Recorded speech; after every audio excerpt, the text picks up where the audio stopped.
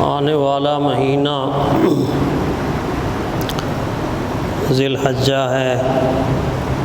اور اس میں حضور صلی اللہ علیہ وسلم کے امتی حضرت ابراہیم علیہ السلام کی ایک مبارک سنت کو زندہ کرتے ہیں اور پیارے پیغمبر صلی اللہ علیہ وسلم کی اس بارے میں جو تعلیمات ہیں اس پر عمل کرتے ہیں، تو ضروری ہے کہ ہم ابراہیم علیہ السلام کی شخصیت سے، ذات سے اور ان کی تعلیمات سے، اللہ تعالیٰ نے قرآن حکیم میں جو ان کا تعارف کرایا ہے اس تعارف سے ہم آگاہ ہوں۔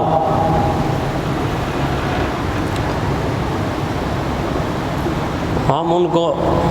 اس انداز سے جانیں کہ جیسے جاننے کا حق ہے۔ اسی لیے قرآن حکیم نے بار بار ان کا تذکرہ فرما کے ان کی تعلیمات کو رہتی دنیا تک باقی رکھا ہے۔ اور آیت کا جو حصہ میں نے تلاوت کیا اس میں تو حضور صلی اللہ علیہ وسلم کو حکم دیا جا رہا ہے، آپ صلی اللہ علیہ وسلم کو یہ فرمایا جا رہا ہے وَاتْلُ عَلَيْهِمْ نَبَأَ إِبْرَاهِيمَ، اے میرے محبوب صلی اللہ علیہ وسلم ابراہیم علیہ السلام کا قصہ، ابراہیم علیہ السلام کی سچی کہانی، ابراہیم علیہ السلام کی سچی داستان، ابراہیم علیہ السلام کی زندگی سے وابستہ سچی خبر آپ اپنی امت کو پڑھ کے سنائیے، آپ اپنی امت کو پڑھ کے سنائیے۔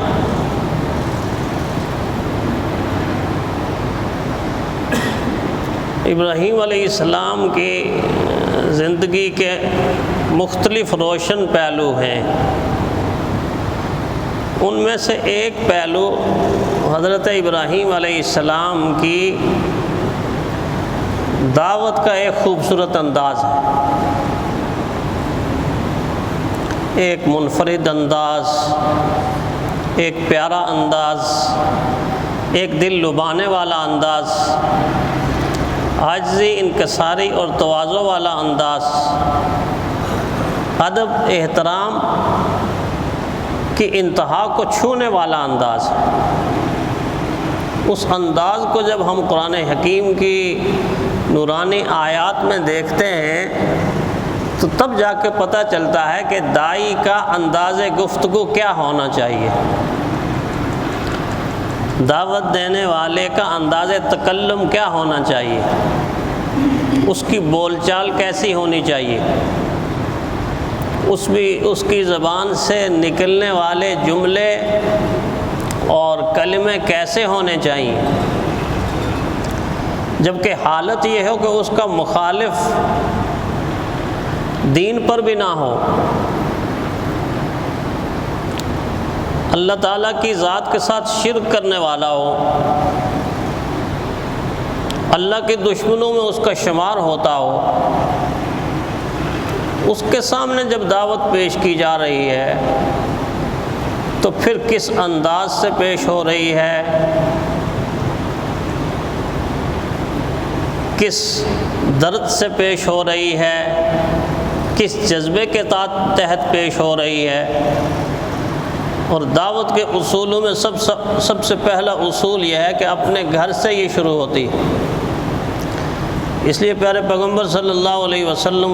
کو یہ حکم ہوا وَأَنذِرْ عَشِيرَتَكَ الْأَقْرَبِينَ، اے میرے محبوب صلی اللہ علیہ وسلم اپنے قریب تر جو لوگ ہیں، جو رشتہ دار ہیں، جو عزیز و اقربا ہیں، ان سے دعوت کا آغاز کیجئے، ان کو بلائیے، ان کو آگاہ کیجئے۔ اور حضرت ابراہیم علیہ السلام جس گھر سے دعوت کا آغاز کر رہے ہیں وہ گھر نہیں ہے، وہ گھر بت کدا ہے، وہ گھر بت کدا ہے۔ اللہ نسل انسانی کو دراصل بتانا چاہتے تھے اور بتانا چاہتے ہیں کہ میں بت کدوں سے کس طرح بت شکن پیدا کرتا ہوں، توحید پرست پیدا کرتا ہوں۔ اور پھر سب سے پہلا مکالمہ، گفتگو، بات چیت اپنے ہی والد سے ہو رہی ہے، جو صرف یہ کہ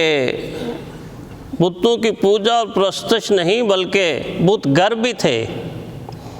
بت بناتے بھی تھے، بت بیچتے بھی تھے، بتوں کی پوجا پرستش بھی کرتے تھے۔ لیکن جب ہم ابراہیم علیہ السلام کی دعوت کو دیکھتے ہیں تو اپنے والد گرامی کو جتنے ادب اور جتنے احترام کے ساتھ ابراہیم علیہ السلام نے جن الفاظ سے پکارا ہے، وہ الفاظ ادب ہی نہیں، ادب کی انتہا کو پہنچے ہوئے، انتہا کو پہنچے ہوئے۔ اس سے زیادہ بہتر الفاظ اور بہترین الفاظ لائے ہی نہیں جا سکتے۔ جب مخاطب کیا اپنے والد کو، یا آباتی یا آباتی لما تعبد ما لا یسمع ولا یبصر ولا یغنی عنک شیئا، اے میرے والد گرامی، اے میرے والد محترم، اے میرے ابا جان، لما تعبد، آپ کیوں ان کی عبادت کرتے ہیں؟ ما لا یسمع ولا یبصر، نہ یہ سنتے ہیں نہ یہ دیکھتے ہیں، ولا یغنی عنک شیئا، نہ کسی چیز کو جانتے پہچانتے ہیں۔ آپ بت کس کو جانیں گے، کس کو پہچانیں گے، کیا سنیں گے، کیا دیکھیں گے؟ لما تعبد ما لا یسمع ولا یبصر ولا یغنی عنک شیئا یا ابتی۔ پھر فرمایا یا ابتی لا تعبد الشیطان، اے میرے والد گرامی، اللہ کو چھوڑ کر اگر کسی اور کی پوجا اور پرستش کی جائے تو یہ دراصل شیطان کی پوجا اور پرستش کی جاتی ہے، اس لیے کہ شیطان لگاتا ہے انسان کو مخلوقات کی پوجا اور پرستش پر۔ کبھی کہتا ہے ستارے کو پوج لو، کبھی کہتا ہے چاند کو پوج لو، کبھی کہتا ہے سورج کو پوج لو، کبھی کہتا ہے درخت کی پوجا پرستش کر لو، کبھی کہتا ہے آگ اچھلتی ہے آگ کی پوجا پرستش کر دو۔ اس طرح شیطان ایک انسان کو ہزاروں معبودان باطلہ کے سامنے جھکا بھی دیتا ہے اور ان کی پوجا پرستش پر لگا بھی دیتا ہے۔ یہ شیطان کا سب سے بڑا ہتھیار ہے، سب سے بڑا مہلک ترین ہتھیار۔ یا ابت لا تعبد الشیطان، اے میرے ابو، اے میرے والد، آپ شیطان کی پوجا پرستش نہ کیجیے۔ ان الشیطان کان للرحمن، فرمائے شیطان جو ہے یہ اللہ تعالیٰ کا سب سے بڑا نافرمان ہے، یہ آپ کو بھی نافرمانی پہ لگائے گا۔ اے میرے والد، میں آپ کو شیطان کے کیمپ سے نکال کر رحمان کے کیمپ میں لانا چاہتا ہوں، شیطان کی غلامی سے نکال کر رحمان کی غلامی میں لانا چاہتا ہوں، اللہ کے دشمن کی قید سے نکال کر اللہ تعالیٰ کی رحمت بھری چادر میں لانا چاہتا ہوں۔